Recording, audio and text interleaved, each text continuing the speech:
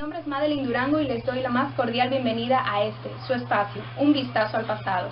El día de hoy vamos a tratar el tema del Estado modernizador.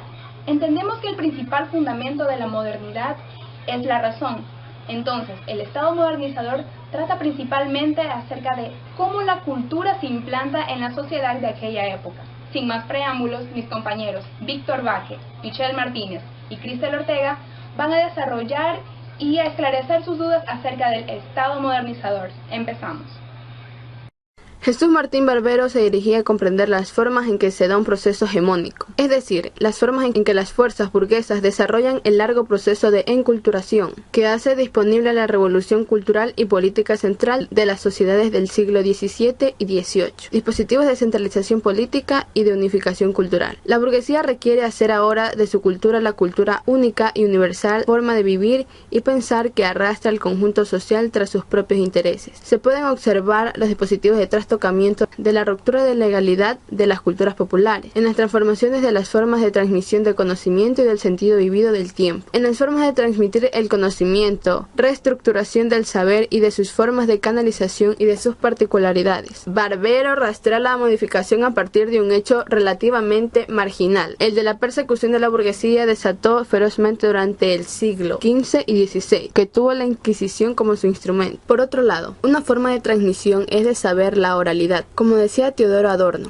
lo que no se acepta al criterio del cálculo y de la utilidad es, a los ojos iluminismos, sospechosos. Pero no solo es la persecución de un cierto sistema y de costumbres que pueden lograr que se alcance la modificación del status quo. De ahí que se observe que la hegemonía no es solo dominio y control, sino también seducción y convicción. El respaldo de la cultura oral y sus formas no sistemáticas deben constituirse de otro orden de conocimiento y otras instituciones dedicadas a transmitirlo.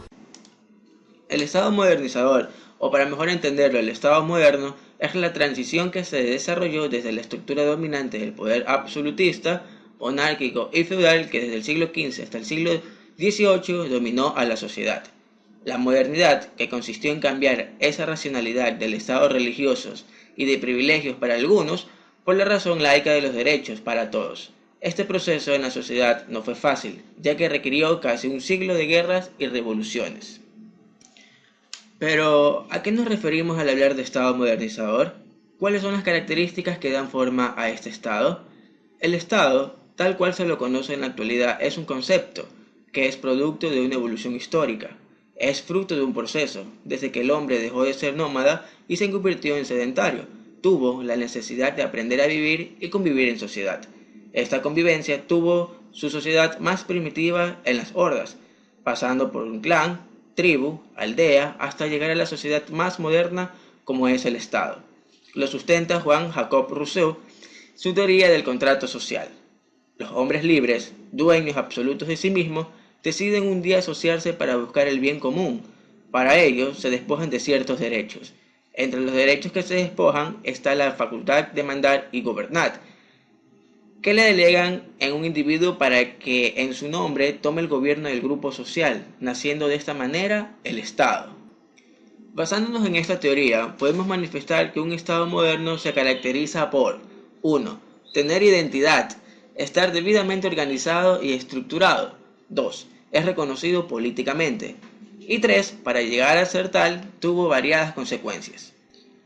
A partir de este momento, la sociedad surge ya con el caracteres políticos, ya que se propone el gobierno del grupo social y persigue efecto social. Nace como una consecuencia reflexiva de los seres humanos para satisfacer las necesidades sociales. El fundamento de esta sociedad, o mejor llamarlo Estado modernizador, es que el hombre acepta subordinarse para conseguir bajo los mejores auspicios el régimen colectivo, para lo cual se le atribuye al Estado una facultad suprema que se le llama soberanía. Es decir, la soberanía radica en el pueblo. El pueblo otorga el poder para que en su nombre se cumpla con los objetivos comunes de todas y de todos, aplicando un sistema político que se denomina democracia. La democracia, que es el poder del pueblo, para el pueblo y por el pueblo. Para finalizar con el tema de Estado modernizador, podemos decir que es un proceso de hegemonía donde se ha desarrollado la cultura nacional como condición necesaria del Estado. Es decir, que la reestructuración del saber ya no solo fue un dominio y control sino la convicción. En sí, este Estado moderno ha reemplazado a la cultura oral y sus formas no sistemáticas a un nuevo orden de conocimiento. Informó para ustedes el grupo integrado por Madeleine Durango, Michelle Martínez, Víctor Baque y quienes habla Cristal Ortega.